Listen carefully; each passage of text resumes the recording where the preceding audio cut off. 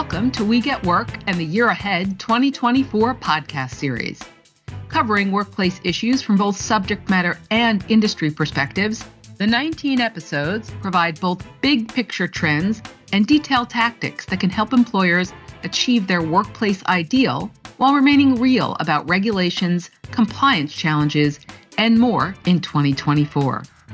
Jackson Lewis invites you and others at your organization to experience the report's legislative, regulatory, and litigation insights in full at our website, jacksonlewis.com, or listen to the podcast series on whichever platform you turn to for compelling content. Hello and Happy New Year. Good morning, good afternoon, as the case may be, and thank you for joining us for this episode of the Year Ahead 2024 Special Report. Today we're talking about the manufacturing industry.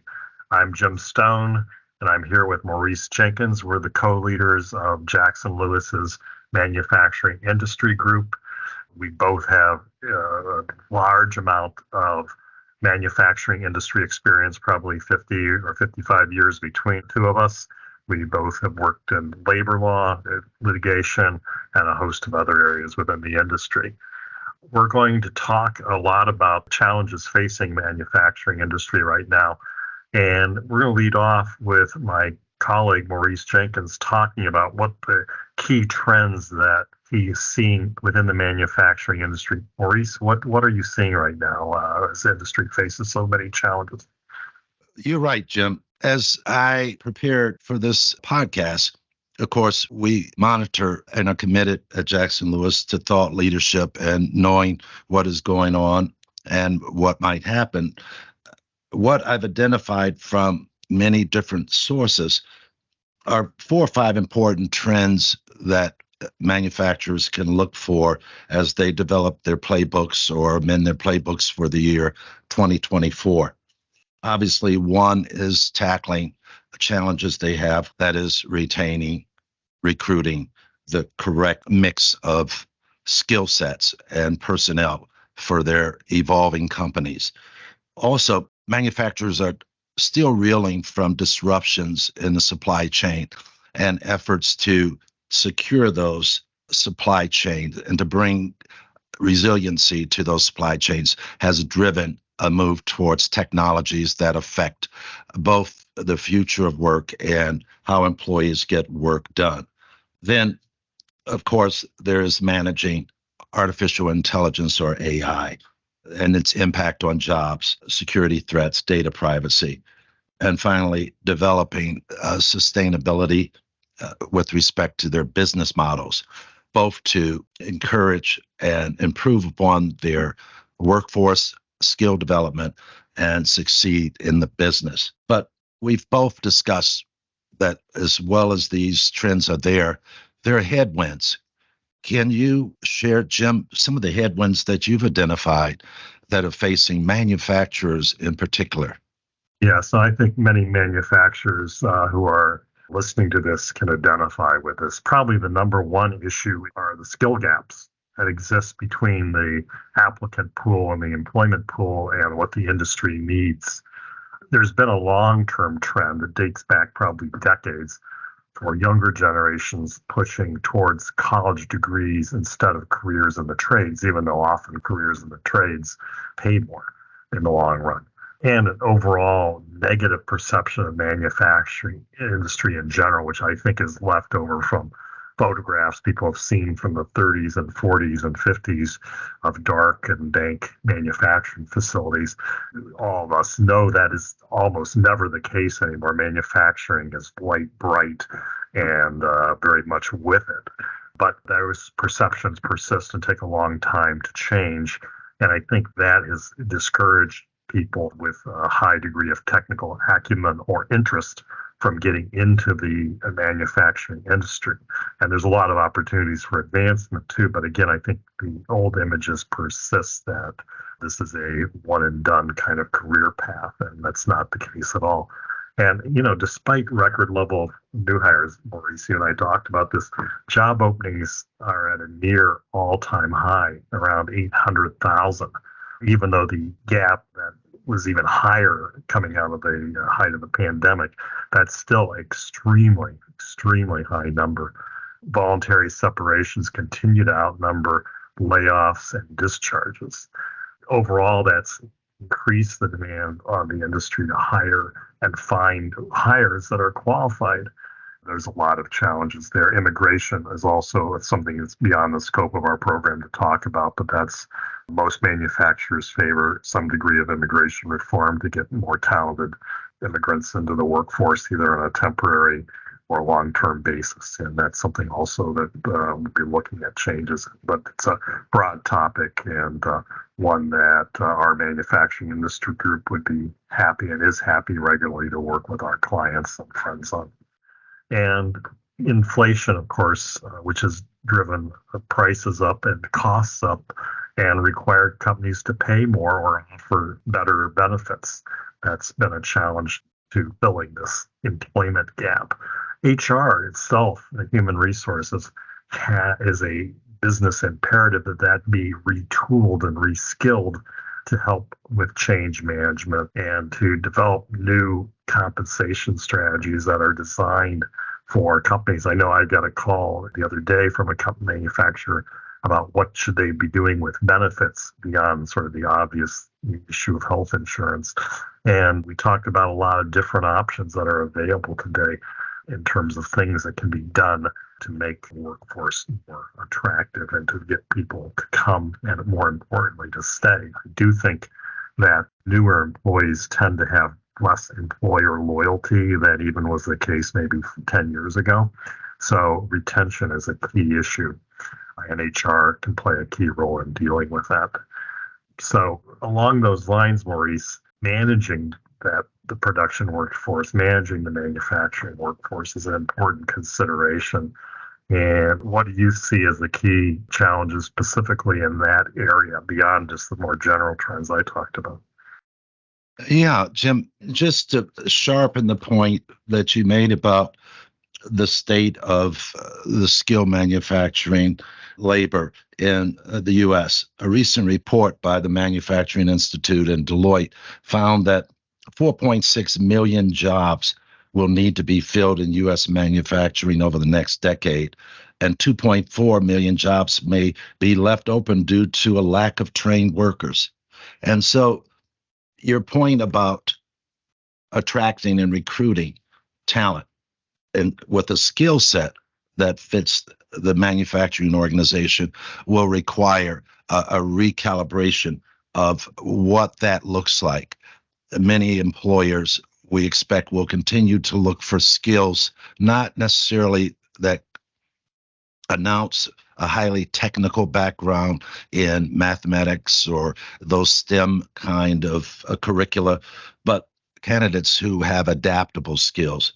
So retaining manufacturers who were polled over the last 6 months have said that their top challenges will remain retaining existing talent, which means employers will have to find ways to redefine career paths and to give employees with adaptable skills the incentive to continue to learn, because AI will continue to redefine how they perform their job, where they perform the job, and the nature of work itself. So finding the right talent, 74% of manufacturers said that is an imperative for them. And of course, maintaining competitive wage and benefit packages will continue to be a challenge in this time of inflation.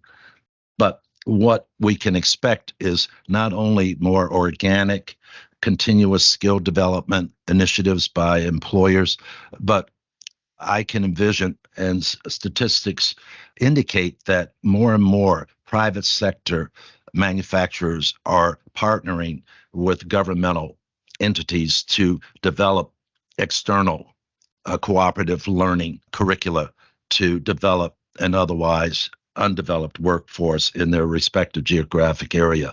And of course, 1 in 3 surveyed executives point to retaining high-performing employees, which I would suggest is the holy grail of most businesses. But in manufacturing, it's particularly acute because of the move to Industry 4.0 initiatives that incorporate AI and other digital controls and means into the operations of manufacturers. But you mentioned, and the theme appears to be manpower, headcount. How are some of the chief HR officers of these manufacturing clients that we represent and those doing business here and abroad, how do they view those challenges and attacking those challenges? What do you see on the forefront? Yeah, Maurice, I think a lot of HR and other company executives are being creative in this area. I think that the old idea that we'll pay people enough and they'll stay, that's out of date.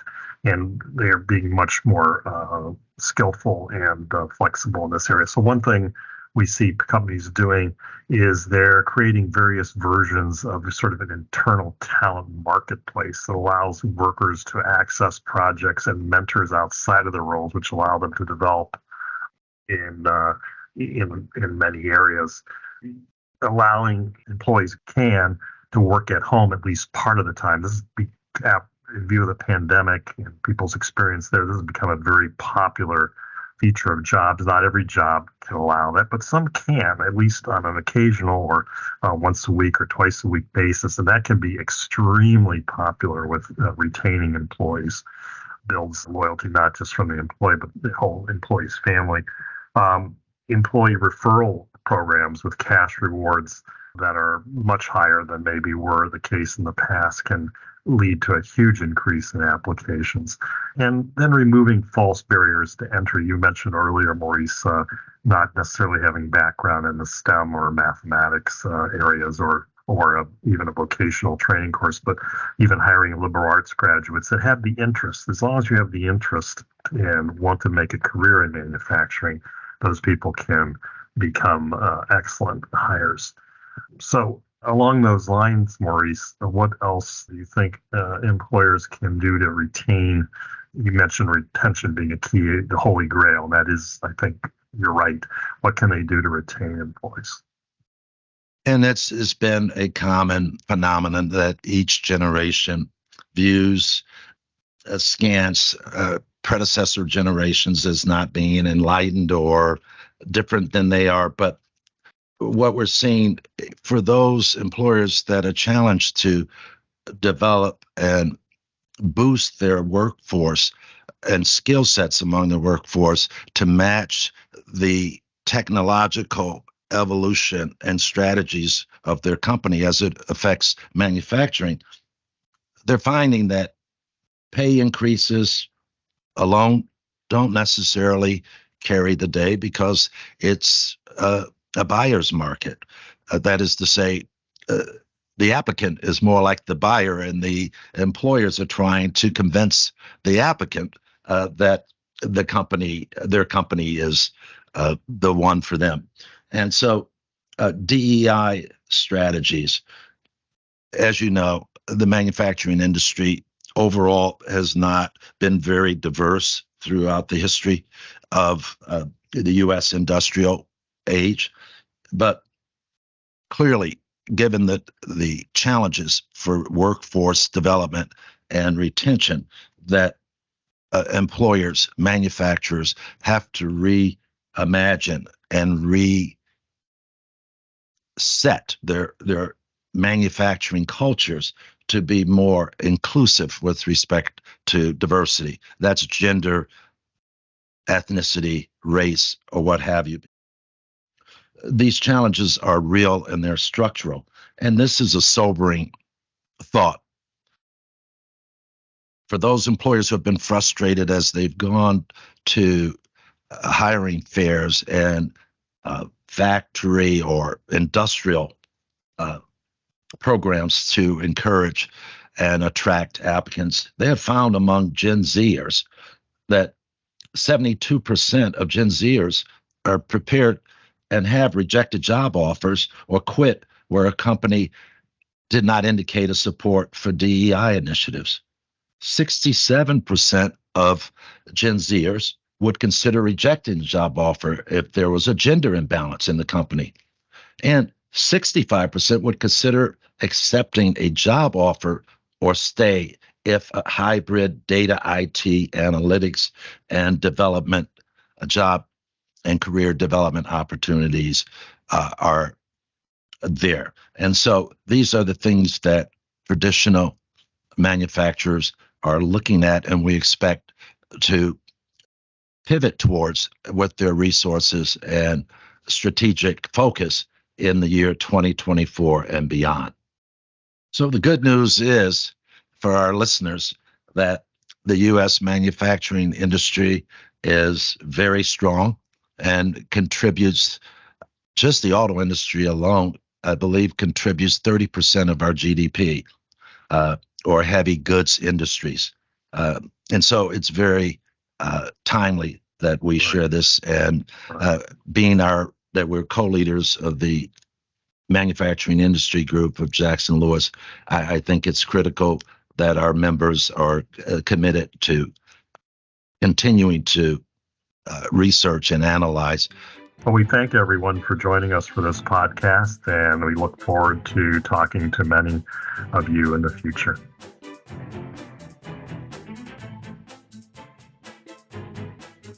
Thank you for joining us for the Year Ahead 2024 Special Edition podcast series. Please tune in to our next episode, where we will continue to tell you not only what's legal, but what is effective.